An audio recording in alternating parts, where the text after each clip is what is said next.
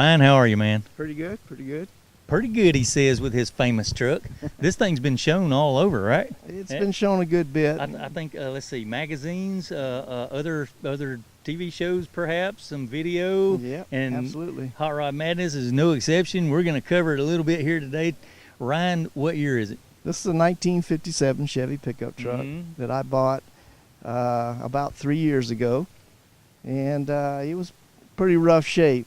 And we took and completely redone it to what you see now. How rough was it, man? Because the thing looks brand new. How can, give us an idea.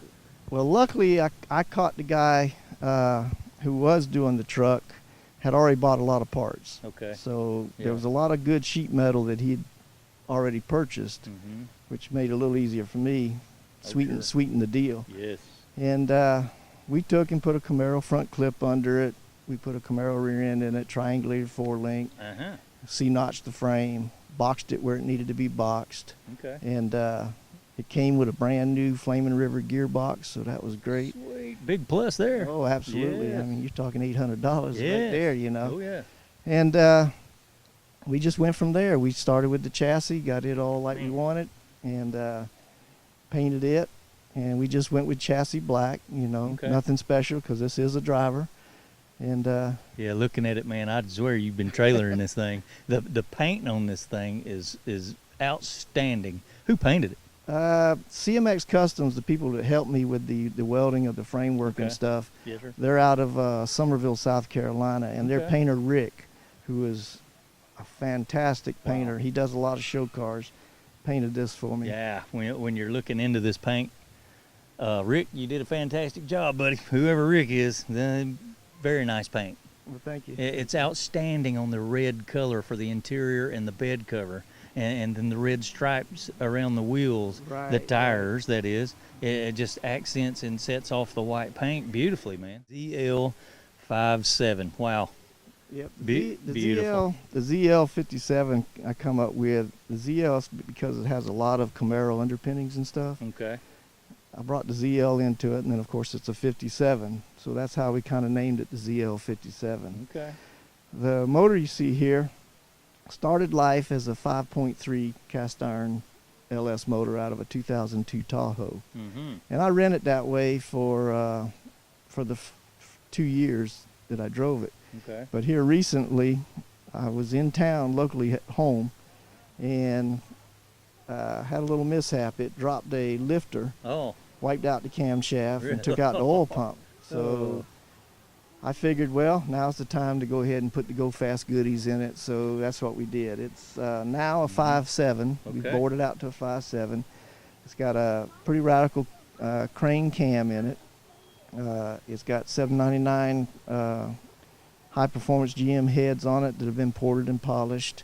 The intake is an LS1 intake and fuel rail off of a Corvette. And to dress it up, I took in and used the Clayton Machine Works coil pack covers, and we smoothed them out, painted them to color the truck, and then put the red stripe to bring up the red line tires. And the Chevrolet emblems there, of course, are off of a 55 fender badge. Okay. And that started out as just a flat piece of aluminum. Wow. And I put them in the roller and rolled them around till I got them like I wanted them, and mounted them there.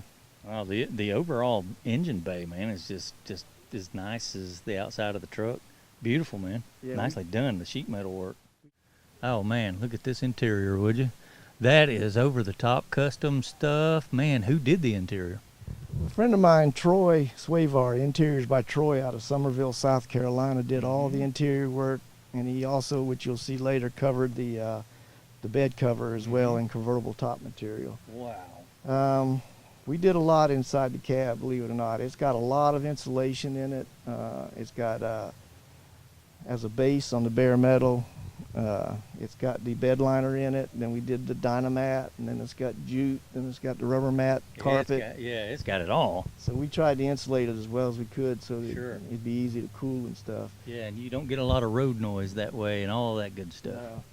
We smoothed the dash. As you can see, there's nothing in the dash but the gauges. We built this lower panel here for the air conditioning vents and the air conditioning controls.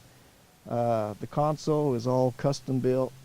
It houses the shifter, cup holders, the ignition, the wipers, the lights, and the power windows up underneath the lip for the door. Flaming River tilt steering wheel with the cut down 55 Bel Air wheel. And those that gauge cluster, what do you have there? Those are Dakota Digital, and they light up red. And the underside lights, it's hard to tell in this daylight, also light up red at night. Okay. So the dash is red, everything's red in here. And the seats are 2006 Silverado seats that's been highly modified. Oh, boy. I don't know if the camera can see them, but this seat belt harness right here used to be up beside the headrest. Okay. And we cut that down, modified the frame, and mounted them down here so that they're more comfortable and less obtrusive and look better. We dished out the interior and we bolstered up the exterior, so you'd never know that these come out of a Silverado. No, they don't look nothing like Silverado seats. They look very comfortable. It looks like when you sit on them, they're gonna hug you. Right. Man, and the red just pops. That's just gorgeous. Love that. And the shifter, is that low car stuff? That's a low car 32-inch double bend shifter.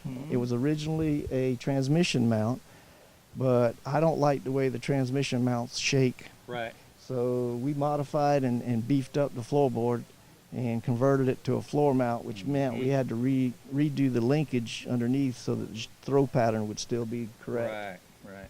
And so we did that and got it like we wanted. And carpet is Daytona carpet, which was original for the 55, 56 Chevrolets.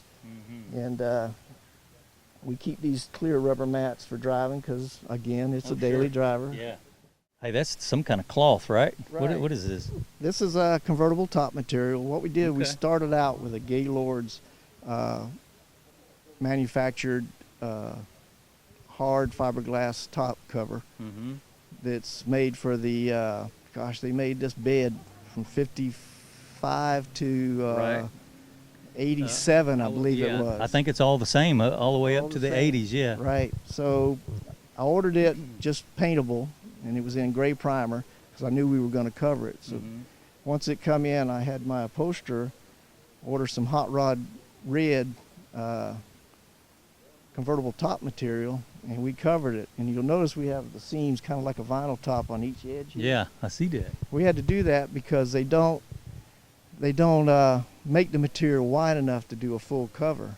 And I think it actually helped out with the accent of it and stuff because it kind of gives you the appearance of a vinyl cover. Oh yeah, it looks fantastic, man. It's perfectly laid out there. I want to see what's under it, man. Let's see that bed. Yeah, look at this.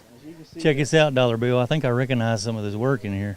You can see the underside is all covered with the bed rug and stuff like that. That's super slick, man.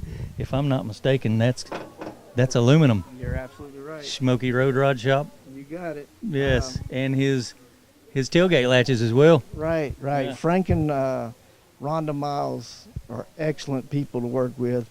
The ideal thing about this bed is I showed this truck for a year without a cover on it. And it was in way worse weather than we're having today.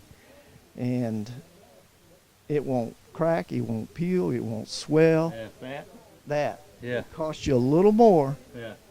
But if you figure up the labor for what it costs you to get one ready to hopefully keep it from cracking, swelling, or peeling, this is just a simple installation. That's it. Yes, sir. When I shot the commercial for Smoky Road Rod Shop a while back, we went over the product with them, and that's what I was thinking too. That's a very fine product.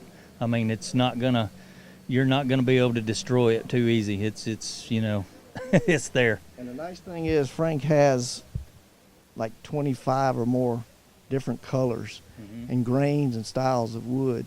Sure. I think this truck, if I'm not mistaken, Frank told me this was the first truck to get the smoky walnut floor, which is this particular color, which I think brings out the cream and the red. You see hints of red in the interior and stuff. Yep. If I remember correctly, back on our ad, Dollar Bill and I produced, he had like a whole selection of wood grains. And if you want to change the color, I think you can do that too later on. Yeah. Like if you ever change the color of this truck. But man, so this little emblem in the tailgate, does that light up? Is that your tail lights? It will. Mm-hmm. But when I found this, the truck was already painted and the tailgate was painted. Well, as you know, this is a single panel, so there was no way to hide the wire on the inside. Yeah. If I'd have found it before I'd painted it, I could have made arrangements to hide the wire. Well, hey, that might be another project down this road. However, the truck is so fine now, man. What else would you really want to do to it?